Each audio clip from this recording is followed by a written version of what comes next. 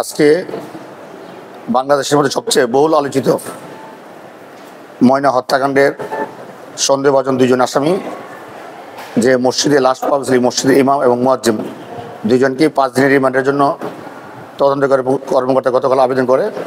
তারই প্রেক্ষিতে আজকে আমাদের বিজ্ঞ সিনিয়র জুডিশিয়াল ম্যাজিস্ট্রেট সামিল স্যারের আদালতের শুনানি ইতিমধ্যে হয়েছে। রাষ্ট্রপক্ষে তদন্তকারী কর্মকর্তা ছিলেন এবং কোর্ট সিজে ছিলেন এবং আমরা বাদীপক্ষে আমরা ছিলাম, রাষ্ট্রপক্ষে সহযোগিতা করেছি। আমি সহ শুনানিকালে সরাইল যে সিনিয়র জুডিশিয়াল ম্যাজিস্ট্রেট আদালতে সকল বিজ্ঞ এবং জুনিয়র আইনজীবীরা এই ময়নার পক্ষে দাঁড়িয়েছে এবং এই আবেগঘন বক্তব্য দিয়েছি। আমরা দেওয়ার পর মাননীয় আদালত বক্তব্য শুনে এই আসামি ইমাম সাহেবকে 3 দিনের এবং মুয়াজ্জিমকে 2 দিনের রিমান্ড মঞ্জুর করে।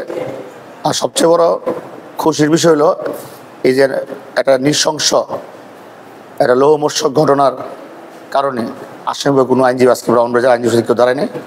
আমি আপনার মধ্যে ব্রাহ্মণবাড়িয়া জেলা আইনজীবী সমিতির সকল বিজ্ঞ সদস্যদের কৃতজ্ঞতা জানাই যে একটা ন্যায় বিচারের জন্য সবাই সদা জাগ্রত আছে। পুলিশ তো তদন্ত করতেছে এবং দুজনকে ইমাম এবং মুয়াজ্জিমকে তাৎক্ষণিক আটক করে আজকে আবার রিমান্ডের জন্য আবেদন করছে। যে পুলিশে যে ওনারা যে তদন্তটা করতেছে, আইনজীবী হিসেবে আপনি কি মনে করেন যে তদন্তটা ঠিকভাবে হচ্ছে?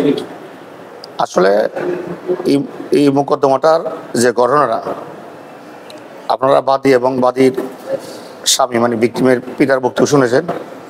আসলে এই একটা নিষ্পাপ শিশুর সঙ্গে কারোর শত্রুতামই ছিল না বা তাদের পরিবারের সাথে কোনো শত্রুতামই ছিল না, যে কারণে এই পুলিশ হত্যাকাণ্ডের রহস্য উদ্ঘাটন করতে গিয়ে পুলিশ সহ বিভিন্ন সংস্থা কাজ করছে। আসলে এটা একটা সময় সাপেক্ষ ব্যাপার, আমরা বিশ্বাস করি অতি দ্রুত সময়ের মধ্যেই পুলিশ মূল রহস্য উদ্ঘাটন করে আমাদের সামনে তুলে ধরবে।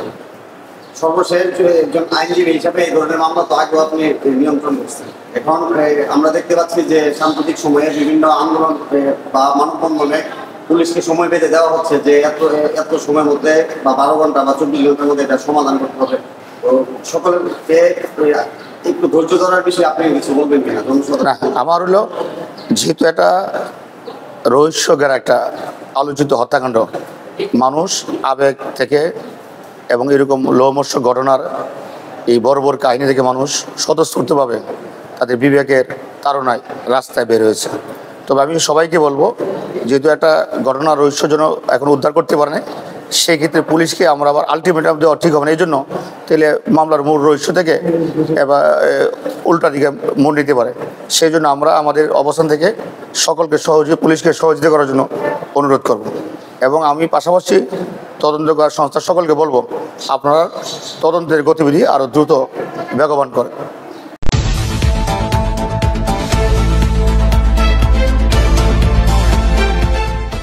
পূবের আলো, সত্য প্রকাশে দুর্বার সাহস।